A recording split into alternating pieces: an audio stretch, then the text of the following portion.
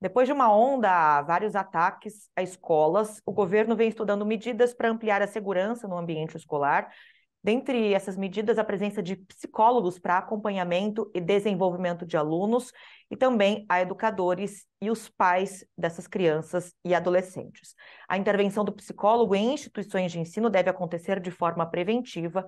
E para conversar conosco sobre regulamentação, legislação, qualificação desses profissionais, a gente recebe aqui no programa Espaço Aberto, em formato virtual pela TV e Rádio Câmara Bauru, a Raquel Guzzo. Ela é psicóloga especialista na área de psicologia escolar e também da educação, representante do Conselho de Psicologia, professora da PUC Campinas e ainda faz parte da Associação Internacional de Psicologia Escolar. Raquel, muito obrigada por ter aceito o convite para conversar aqui conosco. Seja bem-vinda. Olá, todo mundo. Obrigada também pelo convite para estar aqui. É, Acho que nesse momento que nós vivemos uma conturbada situação de violência contra as escolas, nas escolas, é, a gente precisa se preocupar em esclarecer algumas coisas, né? Então, a primeira questão que eu gostaria de chamar a atenção é que existe hoje, a partir de dezembro de 2019, uma legislação que foi instituída com muito atraso aqui no Brasil, porque enquanto outros países já têm a equipe técnica ampliada nas escolas, com a psicologia escolar e com o serviço social, aqui no Brasil essas questões ficaram durante muito tempo ainda não sendo debatidas e acontece que a legislação, embora tenha sido regulamentada em nível federal em 2019, ela ainda não é totalmente regulamentada em todos os municípios, porque cabe ao município o orçamento específico para essa demanda, né? Existe o cenário da legislação federal, que recomenda, né, institui a presença da equipe ampliada, mas os municípios é que devem instaurar concursos e regulamentar essa implementação da lei. E eu defendo, durante muito tempo na minha experiência, e a psicologia ela só pode contribuir para o processo de desenvolvimento da criança se ela estiver acompanhando esse processo lado a lado, cotidianamente. Então, ela não, ela contribui pouco ao acompanhamento desse processo de desenvolvimento das crianças e dos jovens quando ela está distante do cenário da educação, porque é ali que as coisas acontecem, e se ela é parte dessa equipe, se ela faz parte da escola, se ela está junto com as crianças no pátio, se ela entra na sala, se ela conversa com os grupos de meninas e de meninos, se ela escuta e acolhe as crianças, se ela tem monitoramento desse processo de desenvolvimento, ela ajuda os educadores a enfrentarem as dificuldades que eles cotidianamente enfrentam para a prática pedagógica, né? O ensino e a aprendizagem no cotidiano da escola. Então, assim, é uma coisa que nós precisamos prestar muita atenção, porque a formação da psicologia no Brasil, ela é feita num nível de graduação por 5 anos, num caráter generalista, porque a psicologia ela é diversa, ela é plural. Então, para aprender a psicologia, você precisa ter uma visão ampliada, né, do cenário dos diferentes campos de atuação, e das diferentes abordagens, etc. Quando ele se forma, ele tem uma visão geral da psicologia, ele não está especializado para um campo específico, vamos dizer assim. Então, a gente tem psicólogos na clínica, na área da saúde, a gente tem psicólogos na área da justiça, a gente tem psicólogos na área das organizações e do trabalho, a gente tem psicólogos na área da assistência, e a gente tem agora psicólogos na área da educação. Por isso, a formação deve ser continuada.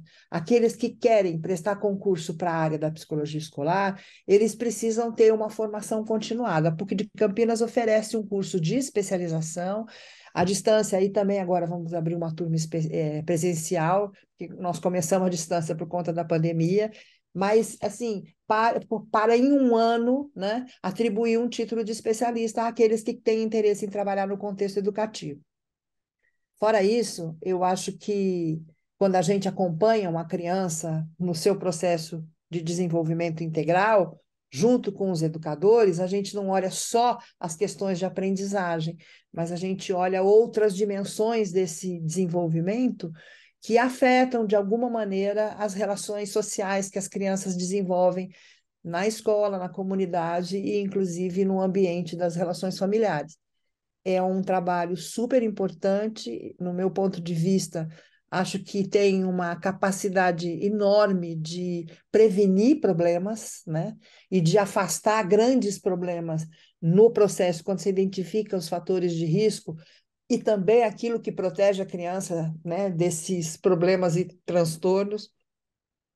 A gente consegue fazer, assegurar o direito das crianças de estudarem num lugar mais seguro, mais saudável e aprenderem com mais facilidade. Bom, levando em conta, então, que esse profissional da psicologia, ele precisa estar apto, né, preparado para intervir em situações suscetíveis e que podem acarretar problemas maiores. Como é que a gente pode definir qual deve ser o perfil deste psicólogo? Olha, essa é uma questão que a gente está tentando focalizar, né, para poder exatamente disseminar. O primeiro que o profissional de psicologia, para trabalhar na escola, ele não pode se fundamentar em transtornos e problemas de doenças mentais. Ele precisa olhar para a saúde psicológica como um elemento do bem-estar psicológico subjetivo, da saúde integral, e da saúde pública. Então, ele tem que ter uma outra leitura de como as relações sociais se desenvolvem em contextos específicos. O perfil do profissional mais especificamente voltada para a área da saúde é interessante porque é chamado área da saúde, mas o foco são os transtornos, as doenças, o tratamento, né? Esses profissionais eles têm fundamentos, abordagens teóricas, conceitos e instrumentos de prática completamente diferentes. Então, a gente não tem uma universalidade na formação em psicologia. Ela é muito focada no contexto de trabalho onde o psicólogo está inserido. A mesma coisa eu falo para a justiça, a mesma coisa eu falo para a assistência, a mesma coisa eu falo para o trabalho. Não é uma universalidade, né? A pessoa estuda psicologia para entender como que os sujeitos humanos crescem e se desenvolvem em contextos específicos e em relações sociais específicas. Por isso que não adianta você ser formado em psicologia de uma maneira geral e trabalhar, por exemplo, no hospital psiquiátrico e numa escola. As contradições vão aparecer e você tem limitações no seu fazer quando você trabalha em espaços absolutamente contraditórios. Por isso a gente defende a inserção do profissional de psicologia especializado, a inserção do profissional de psicologia na escola, né? Ou no contexto educativo, às vezes o município não pode colocar um psicólogo por escola, que é uma recomendação da ONU desde 1950, só para vocês terem uma ideia. Depois da guerra, a ONU recomenda que as escolas, para lidar com os problemas, os traumas e as consequências de uma Segunda Guerra Mundial, que as escolas tivessem um psicólogo para cada 1.000 alunos, para cada 1.000 estudantes, uma escola grande, como membro da equipe ali. Então, assim, essa determinação do pós-guerra, ela fez com que a psicologia saísse do espaço clínico do atendimento específico, que naquela época era a predominância, principalmente nos Estados Unidos, e fosse se diversificando para o campo da educação. E com isso foram formados, eu faço parte também da Associação Americana de Psicologia Escolar, e que é uma associação que tem, lá nos Estados Unidos, tem psicólogo em todas as escolas, e uma associação que produz muito material para acompanhamento, inclusive da violência na escola. Então, assim, é uma coisa que nós temos aqui no Brasil, fundada em 1990, pela nossa equipe, uma associação brasileira de psicologia escolar e educacional, que tem como objetivo, eu estava trabalhando nisso agora de manhã, inclusive, que tem como objetivo exatamente criar um espaço de interlocução entre aqueles profissionais que querem prestar esse concurso e trabalhar nas escolas, principalmente as escolas públicas, né? Do país onde existe o maior número de crianças brasileiras matriculadas. Uhum. Aqui é muito interessante, você comenta, né, sobre essa lei de 2019, né, homologada em dezembro de 2019, e que agora é um assunto que acaba ressurgindo, né, por conta desses ataques às escolas aqui no Brasil, a gente teve uma indicação por parte do governo do estado de São Paulo, agora em abril, de que deve, como medida preventiva, de acolhimento, de proteção das crianças, deve contratar mais de 500 psicólogos e psicopedagogos, alocar policiais no ambiente escolar e também ampliar investimentos no programa de mediações nas unidades de ensino. De acordo com a Secretaria de Estado da Educação, esses psicólogos eles devem fazer visitas semanais às escolas até julho deste ano e atendimentos individualizados. Você comentou sobre a importância da presença do psicólogo todos os dias ou dentro da rotina do ambiente escolar, trabalhando de forma integrada com a equipe técnica pedagógica. Até que ponto este formato apresentado pelo governo do estado de São Paulo deve ser eficiente? Olha, eu vou ser bastante honesta e sincera com vocês. A minha experiência, desde sempre, é na área da educação. Eu sou psicóloga formada há muitas décadas e, desde sempre, eu trabalhei na área da educação. Então, assim, para mim, esta medida é uma medida emergencial, de iniciativa política, mas que não tem evidências científicas que vá dar certo. Então, assim, primeiro porque é preciso formar o profissional para o campo. Segundo, que um profissional que faz visitas, ele não faz parte do campo. Porque quando você vai visitar um lugar, você não é daquele lugar. Então, você vai visitar porque você conhece, porque você quer conversar, quer entender, etc. Mas quando você está lá, você é parte da equipe, assim como os professores são parte da equipe e da comunidade escolar. A psicologia, transitando ali junto com as crianças, ela tem muito mais condições de acolher aquilo que as crianças trazem para nós. E a gente vive assim. A gente está sentada no pátio, as crianças chegam para conversar. E assim, nada é individual, é tudo colocado dentro de um grupo. Então, quando a gente acolhe as crianças que vêm, por exemplo, as crianças que estão no começo do semestre desadaptadas à escola, a gente faz o projeto, a proposta de adaptação, junto com as outras crianças que estão adaptadas. Quer dizer, nós não vamos tirar aquela criança que está insegura, que está começando a aula, que chora para entrar na sala de aula, a gente tira aquela criança e vai trabalhar sozinha com ela. Não, a gente faz uma proposta em que as outras crianças também acolham essa desadaptação, entende? É um projeto, gente, completamente diferente dessa proposta que o Estado está colocando. Ele está dando uma resposta emergencial inadequada, no meu ponto de vista. Inadequada porque ela não vai resultar naquilo que é necessariamente o objeto da psicologia na escola pública. Ali, ela pode atender casos específicos de problema, mas vai virar uma clínica escola, entendeu?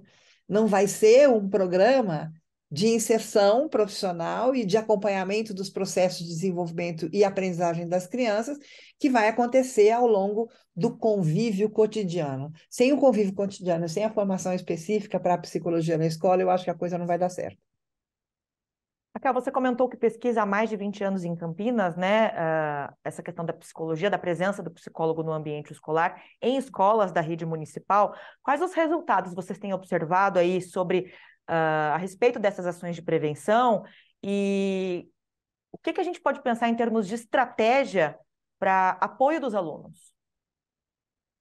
Olha, o primeiro resultado positivo, vamos dizer assim, que eu acho que eu posso dizer aqui na síntese para vocês, é que a gente conseguiu vencer uma resistência que os educadores tinham em relação à psicologia. A psicologia tem uma história de avaliação diagnóstica, de separação de crianças com problemas de aprendizagem, em salas especiais, e assim, é uma história complexa que fez com que os educadores pensassem o seguinte: nós não precisamos de psicólogo na educação, há muitos anos atrás. Hoje, a gente constrói uma outra psicologia junto com eles, e eles entendem e valorizam esse trabalho. Então, esse é o primeiro ponto positivo. A gente discute, inclusive com o impacto da pandemia, a gente discutiu muito, muito, muito qual era, assim, as condições psicológicas de professores, de famílias e de crianças. A gente acompanhou os medos, a gente acompanhou as angústias, discutindo coletivamente ali naquele ambiente. Então, eu acho que o segundo resultado positivo, o primeiro vencendo a resistência, o segundo é colocando em pauta de uma maneira mais natural e comum as questões que fazem parte da vida cotidiana de todos nós. A gente tem medo, a gente tem insônia, a gente tem preocupação, as crianças também têm, elas trazem relatos de como elas vivem no cotidiano, na vida delas, a gente discute isso coletivamente, a gente discute direitos humanos, a gente discute as ameaças que eles sentem por questões de fracasso, de medo de fracassar na escola. A gente discute as brigas que eles têm entre eles por questões de relacionamento. Ou seja, aquilo que é parte da vida, a gente não tira para discutir fora. A gente discute no ambiente. Esse é um segundo é, resultado que eu vejo como muito positivo. Fora do que, quando a gente trabalha com a escola, ações preventivas, no nível da prevenção primária, que é mais generalizada, a gente faz com que as crianças entendam, por exemplo, o que é o bullying, como que eles identificam, como é que eles se defendem de uma situação de provocação intensa, o que significam os preconceitos de raça, os preconceitos de classe social, os preconceitos de todas as ordens que acontecem nas escolas. Então, eu acho que com isso, quando as crianças elas visualizam na discussão coletiva na sala de aula, elas fazem atividades de grupo com o termo, por exemplo, preconceito. Como é que você gosta que as pessoas se relacionem comigo, com você? Como é que o que você não gosta? Elas vão trazendo para a expressão, né? Porque a gente aprende, né, no exercício dessa função, que a identificação e expressão de sentimentos é o que faz avançar a consciência e faz a criança enfrentar situações adversas.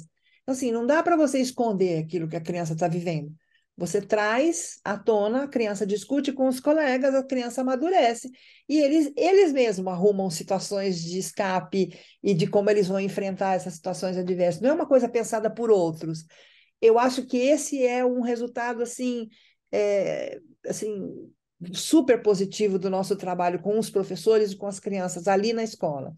Trazer à tona a vida cotidiana deles, fazer com que eles reflitam sobre o que eles vivem, de bom e de ruim, né? E que achem coletivamente soluções para os problemas. Agora, obviamente, tem questões que são questões mais difíceis, vamos dizer assim, né? A violência doméstica é uma delas. A violência doméstica a gente precisa ter um cuidado muito cotidiano e delicado de lidar com essa temática, entendeu? Porque não é assim, ó, vamos resolver fora daqui. Não, a criança vai amadurecendo a ideia de trazer esse problema para fora dela, para a gente poder pensar soluções. A violência doméstica é um caso, para mim, muito emblemático. A gente convive com isso com bastante frequência dentro das escolas, um sofrimento da criança que a gente poderia evitar de qualquer maneira, para elas poderem aprender de uma maneira diferente, mas elas se sentem seguras com a gente lá, sabe? Elas reconhecem que a escola passa a ser um espaço não só de estudar, sabe? E de aprender, mas de conversar sobre a vida. E eu acho que isso é um dos pontos mais positivos da nossa proposta. O nosso projeto se chama ECOAR. Ele tem essa sigla que significa espaços de convivência e reflexão. Você Muito comentou sobre essa baseado. questão da violência no ambiente doméstico, que acaba reverberando, claro, que no ambiente escolar, né, e no desenvolvimento dessa criança, nas relações sociais com os colegas, com os funcionários, com os professores, e a escola, neste momento, passa a ser o principal espaço de proteção deste aluno, né, Raquel? Exatamente, exatamente. Eu acho que assim, para mim, o que mais me mobiliza no envolvimento com esse campo desde sempre é exatamente assegurar o direito da criança de se desenvolver de uma maneira saudável, entendeu? Porque as crianças, gente, sabe, é o futuro de tudo, né? Do país e tudo. Uma criança que sofre desde que nasceu e que vai sendo, sabe, violentada ao longo da sua vida, ela vai ser o quê quando ela tiver mais adulta? Então, a escola, ela rompe, ela tem possibilidade de romper com essa dinâmica mais violenta, vamos dizer assim, das comunidades e das famílias, quando é o caso, e proteger a criança para ela poder se fortalecer e enfrentar. E é isso que a gente faz. A gente trabalha com, primeiro, um mapeamento, que a gente caracteriza todas as dimensões da vida das crianças, a gente faz isso individualmente, às vezes, mas mais coletivamente pela sala, quando a gente tem uma caracterização da sala, das crianças, das comunidades, a gente começa a trabalhar alguns temas específicos que eles querem trabalhar, entendeu? E aí a gente faz nos grupos menores de meninas, de meninos, às vezes misto, etc., a gente faz o fortalecimento deles, porque só eles é que vão poder enfrentar aquilo que eles vivem cotidianamente. Então demora, é um processo que demora, porque a gente tem que estar lá. Semanalmente a gente acompanha, entendeu? E quando a gente não vai, eles sentem falta. Então, assim, é um vínculo que a gente cria com eles, diferente do vínculo com o professor, que é um vínculo diferente, mas que faz com que eles se sintam bem de estar ali na escola conversando com a gente. É muito bacana esse trabalho. Eu sou, assim, uma entusiasta desse envolvimento. Raquel, só para a gente fechar o nosso bate-papo aqui, pensando nessas unidades escolares que foram palco desses casos de extrema violência, né, notícias nos últimos meses, a gente também, infelizmente, tem acompanhado nos últimos anos o aumento no número de suicídios envolvendo jovens. Muitas universidades, faculdades acabam também sendo cenário de atos em que alunos tiram suas próprias vidas. Qual deve ser a estratégia de acolhimento e de retomada da segurança para que esses alunos permaneçam nessas unidades, né, para garantir aí a continuidade do trabalho que é desenvolvido nessas escolas? Olha, a primeira coisa que eu digo é que esse tema da ideação suicida e do desamparo que as crianças vivem, jovens principalmente também, né? É um tema muito sensível que a gente chega muito perto deles quando a gente observa, né? Observa que existem algumas manifestações de isolamento, de dificuldade de se relacionar, porque, gente, a escola é um espaço de uma energia que flui. As crianças correm, elas dão risada, elas brigam. Então, existem alguns marcadores que a gente observa. A gente pesquisa no nosso grupo de pesquisa os marcadores do desenvolvimento infantil. Alguns marcadores que mostram que a criança precisa de uma conversa mais é, próxima, entendeu? E um vínculo mais forte para ela poder expressar o que ela está vivendo. Então, esse é um ponto que a gente faz com muita frequência e com muita tranquilidade por todas as salas de aula. Essa criança que pensa que não tem mais sentido, que está vivendo uma violência familiar, ou que as crianças perderam, né, parentes na pandemia. Então, assim, não falar sobre luto, não falar sobre morte, não falar sobre o que aconteceu na pandemia e fazer de conta que isso não existiu é o pior dos problemas. Então, quando a gente pauta na escola, né, essa conversa e que as crianças se manifestam, olha, eu perdi meu avô, eu perdi meu pai, o meu amigo morreu, a gente coloca o cenário da vida e da morte como alguma coisa mais natural do que simplesmente imaginar que a vida não existe sem a possibilidade de discutir a morte, né? Eu acho que nós já fizemos nós já tivemos vários episódios nas escolas que a gente trabalha de suicídio, de ideação suicida, de sofrimento muito intenso das crianças que a gente está revertendo com conversa. Então, assim, e com uma possibilidade de materializar aquilo. Então, por exemplo, um dos colegas morre, por exemplo, né? Aí a escola faz um movimento de manifestação. Então, na porta da sala, com flores, com retrato, com desenhos, sabe, materializa a perda, a dor da perda, mas ao mesmo tempo a possibilidade de superação, porque a vida ela continua apesar da tristeza, apesar das perdas, e o que a gente faz é exatamente fortalecer essa caminhada.